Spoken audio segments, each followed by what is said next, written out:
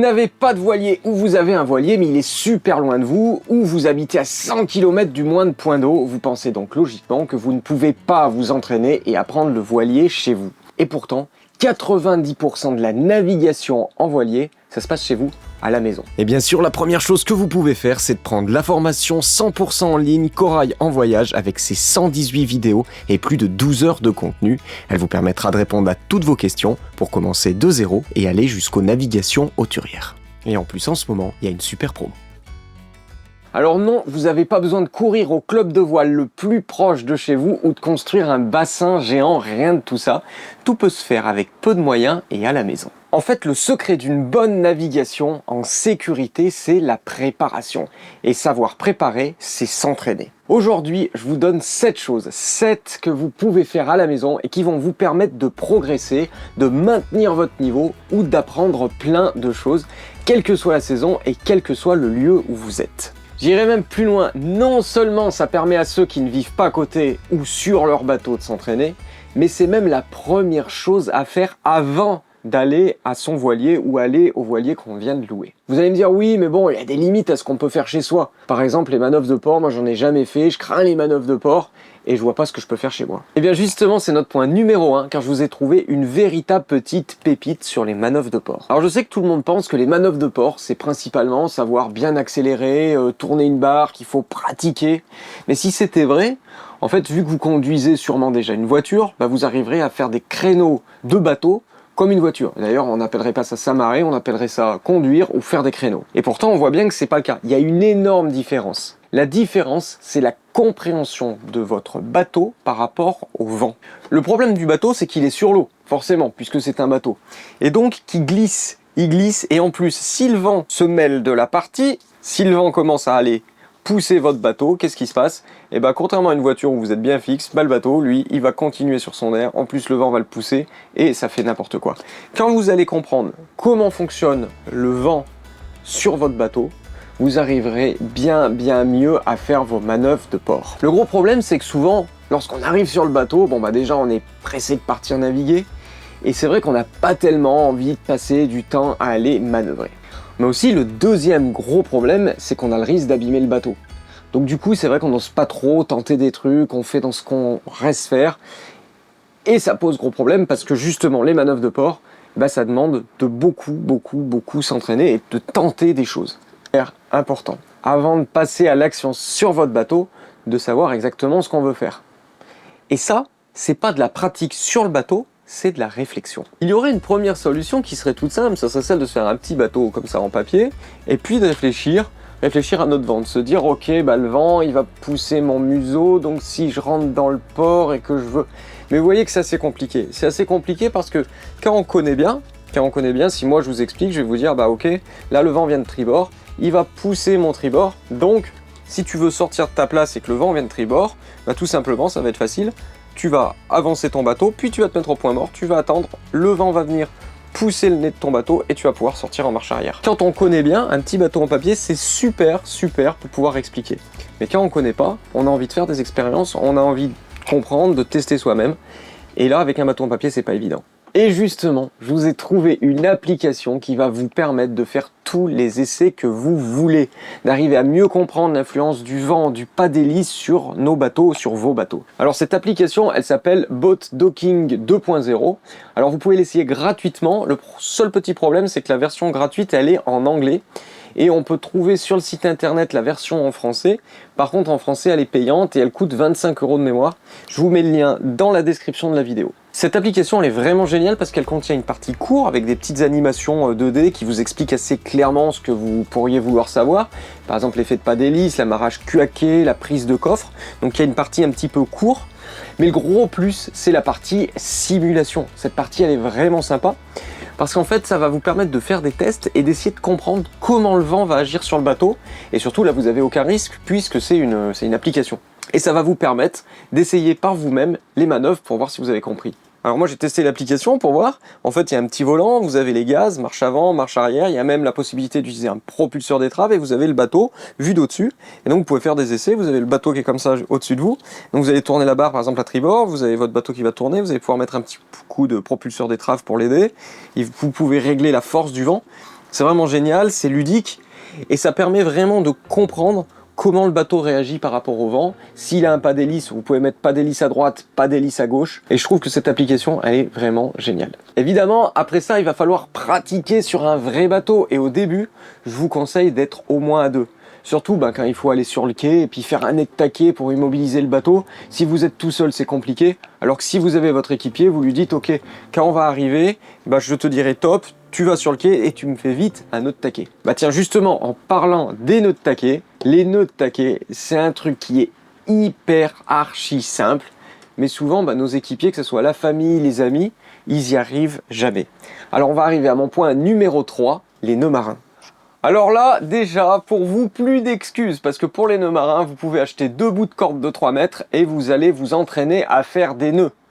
Mais pour les nœuds de taquet, vous allez me dire, ouais, mais là, on n'a pas de taquet. Alors oui, c'est vrai, vous n'avez pas de taquet, mais encore une fois, il y a une solution, c'est d'aller sur le bon coin et vous pouvez les toucher à quasiment rien. Vous achetez un petit taquet ou un plus gros taquet sur le bon coin, un taquet en bois, un taquet en alu. Ça coûte rien du tout et ça va vous permettre de vous entraîner à faire des nœuds de taquet. Après, vous pouvez même aller plus loin avec vos enfants ou pourquoi pas avec vos potes et vous pouvez faire un jeu challenge. Alors le jeu challenge, ça peut être quoi? Je vous en donne un comme ça, vous pouvez inventer le vôtre, mais par exemple, chacun va avoir un bout de corde et vous donnez à chaque personne qui participe 3 nœuds à faire. Par exemple, un nœud de taquet, un nœud de chaise, un nœud de 8. Et vous dites tout simplement, allez c'est parti, top, le plus rapide gagne. Et là, vous cumulez les avantages parce que 1, c'est ludique. Votre famille, vos enfants, vos potes, c'est amusant. Et en même temps, vos futurs équipiers, ils apprennent les nœuds. Donc ça, c'est vraiment top. Pour ceux qui aiment bien les applications, pareil, je vous ai trouvé une petite perle d'application. Alors, c'est un abonné à moi qui s'appelle Jérôme, qui m'a contacté et qui m'a dit, voilà, écoute Fabien, moi je vis sur mon bateau au Panama et je fais du codage sur ma table à cartes. Donc il code et il a créé sa petite application pour apprendre à faire des nœuds. Donc moi, je l'ai prise, son application, je l'ai testée et franchement, elle est top. C'est joli, c'est ludique, franchement on adore, il y a tous les nœuds qu'il faut. En plus vous avez la possibilité de rechercher des nœuds, de mettre des nœuds en favori. Franchement je vous la conseille. Elle est à 2 € son application. Donc franchement, je vous mets le lien dans la description, n'hésitez pas à aller la télécharger. Cet entraînement aux nœuds, il est super important car mine de rien, les nœuds en bateau, on les utilise mais vraiment quotidiennement et très souvent. Et même, je vais vous dire, moi, maintenant que je fais beaucoup de nœuds marins, je les utilise même à la maison. Je les utilise quand je suis pas sur le bateau. Et maintenant, je fais des nœuds de chaise, je fais des nœuds de 8, j'arrête pas d'utiliser des nœuds tout le temps et c'est vraiment rentré dans mon quotidien, donc c'est vraiment un aspect du bateau qui est super important. Vous l'aurez compris, l'important c'est de s'entraîner à faire des nœuds, c'est de préparer sa navigation en voilier et on arrive à mon point 4, la préparation. Je vous ai parlé au tout début de cette vidéo de l'importance de la préparation lorsqu'on navigue et il y a une chose que vous pouvez et que vous devez faire lorsque vous êtes chez vous, une chose que vous devrez faire lorsque vous êtes à votre bateau. Cette chose, c'est la préparation. La préparation, c'est super important de la faire avant qu'on soit sur le bateau. De toute façon, vous allez devoir la faire au bateau. Mais l'avantage de s'entraîner à la maison, c'est que vous irez de plus en plus vite. Et du coup, lorsque vous serez à votre bateau, vous passerez beaucoup moins de temps à préparer, puisque vous savez déjà le faire, vous avez l'habitude. Et donc du coup, vous allez passer moins de temps à préparer, à apprendre à préparer, et vous allez passer beaucoup plus de temps sur l'eau. Alors bien entendu, dans la préparation, il y a beaucoup de choses, mais le point numéro 4, c'est de s'entraîner à programmer un parcours. Alors je vous parle pas juste de regarder les beaux endroits où se baigner, les plus beaux mouillages, mais bel et bien de télécharger Navionics, Windy, Navili, et de préparer un parcours avec un point A, un point B sur Navionics, de regarder le temps de trajet, les dangers, les hauts fonds, le vent qu'on va rencontrer, le mouillage que l'on peut faire. Avec Navili par exemple, regardez quel mouillage va être protégé de telle houle, de telle mer, de tel vent. Essayez de prévoir quelle allure on va avoir, si on va être au près, au portant, quel sera le vent apparent, le vent réel, si vous allez devoir réduire votre voilure. Voilà, tout ça, vous pouvez le prévoir chez vous. Vous pouvez vous entraîner chez vous. Vous pouvez aussi penser, est-ce que vous allez devoir tirer des bords? Ok, le vent vient du sud et moi je veux aller au sud. Est-ce que je vais devoir tirer des bords? Si oui, vous allez pouvoir essayer de créer une route en manuel sur Navionics. Vous savez, par exemple, vous partez du point A, vous dites ok, le vent vient d'ici. Bon, je vais partir. Si le vent est ici, 60 degrés. Allez, je vais partir du principe que mon bateau va faire à peu près du bon plein, donc je vais remonter à 60 ou 50, 40 degrés selon mon bateau. Je vais partir comme ça. Ensuite, je vais tirer un bord, hop, je me mets à peu près à 90 degrés. je vais repartir comme ça, je vais faire tel bord, combien de temps ça va me prendre. C'est important de faire en manuel, de vous entraîner à faire ça sur Navionics. Comme ça, vous allez essayer de voir en fonction du vent combien de bords vous allez tirer. Ensuite, quand vous allez être au bateau, vous allez pouvoir appliquer ce que vous avez fait comme entraînement en réel, ce que vous avez appris à faire à la maison et voir si votre bateau remonte aussi bien au pré que vous le pensiez par exemple. Je sais que je vais me répéter, je vous le répète souvent, mais la préparation, c'est la clé d'une navigation réussie. Cela va vous permettre de profiter à fond de vos navigations et d'être en sécurité. Étudier les règles de sécurité et de sauvetage en mer, c'est notre point numéro 5. Il faut absolument consacrer du temps à l'étude des règles de sécurité en mer. Alors c'est un truc que l'on peut faire chez soi. Par exemple, vous savez que sur Corail, on a une règle à propos des gilets de sauvetage. On met toujours les gilets la nuit, en solitaire et avec plus de 20 nœuds de vent. Alors évidemment, on a beaucoup d'autres règles de sécurité sur Corail, comme par exemple, on a les lignes de vie, les filets, les balises satellites pour homme à la mer. Nous, comme règle de sécurité, la nuit, on met une petite balise en fait qui s'auto-active par satellite et qui prévient les secours que quelqu'un est tombé à l'eau. Mais la sécurité, c'est évidemment l'équipement, mais c'est aussi des règles que vous allez vous fixer. À bord de Corail, on a pas mal de règles de sécurité qu'on s'est fixées, et il va falloir vous fixer les vôtres.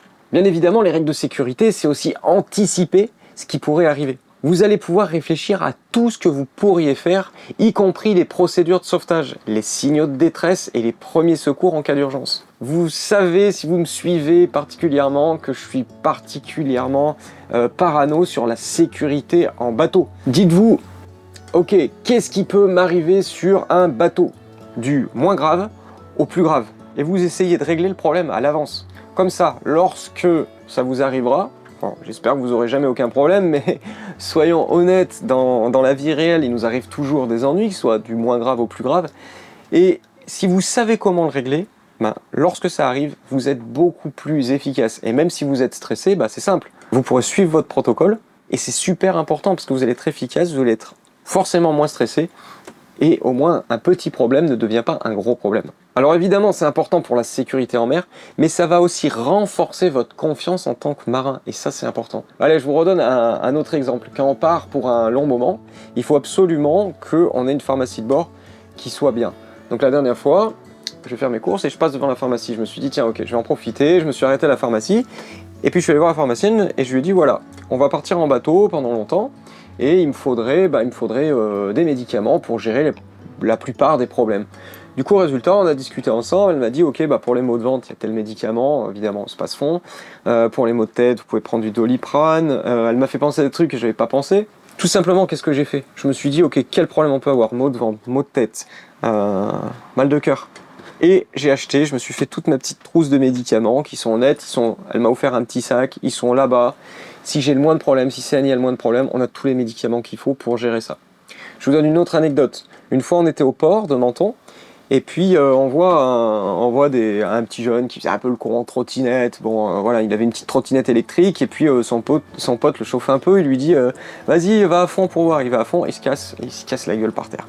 Et il s'ouvre un peu la jambe. Voilà, bon, c'était pas grave, enfin, je veux dire, il s'ouvre la jambe. Alors, il se fait une petite entaille au niveau de la jambe, ça saignait, machin. Je vais le voir, je lui dis ça va? Il me dit ouais, ça va. Je dis t'as pas tapé la tête? Il me dit non.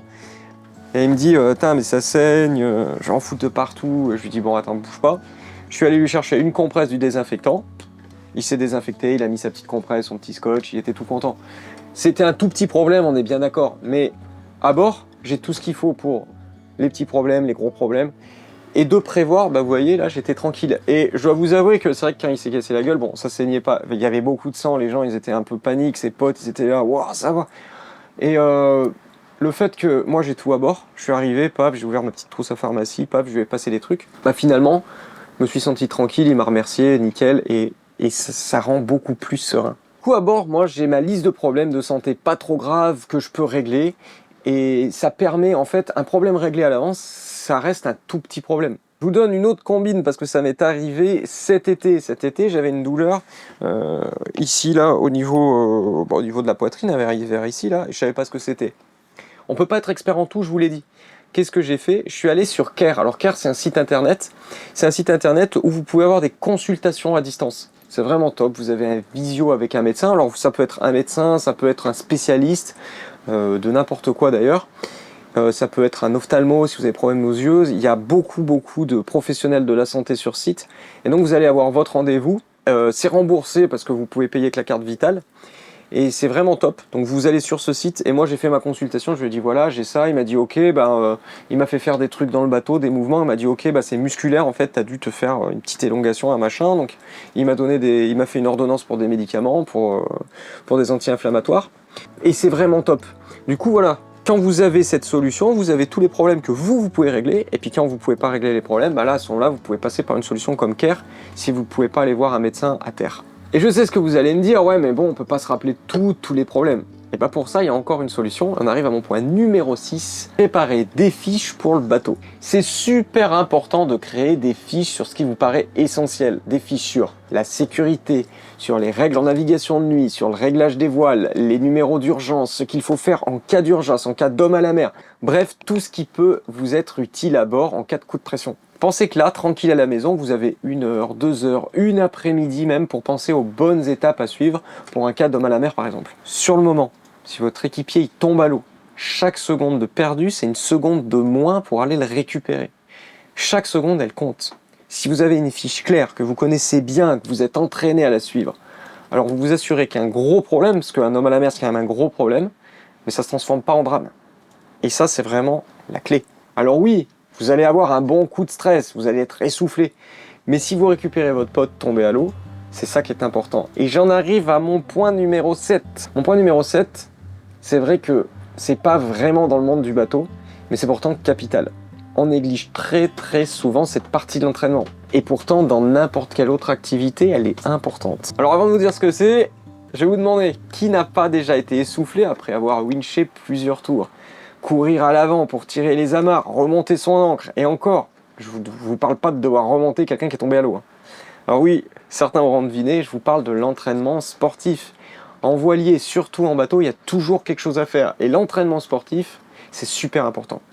Être en forme physiquement, c'est important pour la navigation en bateau. Profitez de votre temps à la maison pour faire de l'exercice. Faites de l'exercice régulièrement, vous pouvez travailler sur l'endurance, sur la force, sur la flexibilité, sur la souplesse. Vous pouvez faire des exercices cardio, des exercices de renforcement musculaire, des étirements. Et tout ça, ça va contribuer à améliorer votre condition physique pour naviguer en bateau. Au-delà de ça, vous pouvez même faire appel à un coach sportif parce qu'il y en a certains qui peuvent faire un programme spécialisé, ciblé pour la voile. Et ça permet, en plus de vous sentir plus fort, ça va vous permettre de vous sentir plus sûr de vous lors du gros temps par exemple. Parce que ça développe votre musculature, donc pour wincher vous allez être plus fort, et ça développe aussi le mental. Et vous allez me dire, ouais mais si on veut avoir un lien avec le bateau, peut y en avoir un. Vous pouvez prendre un rameur d'intérieur. Il y a des rameurs d'intérieur maintenant qui sont vraiment super. Vous avez des applications qui vous permettent de coupler le rameur à des vidéos sur l'eau. Et c'est vraiment génial parce que vous ramez, vous avez l'impression d'être sur un lac, sur la mer ou sur des jolis cours d'eau. Et tout ça, c'est tranquille à la maison. Quant à moi, je vous dis salut les copains et à bientôt.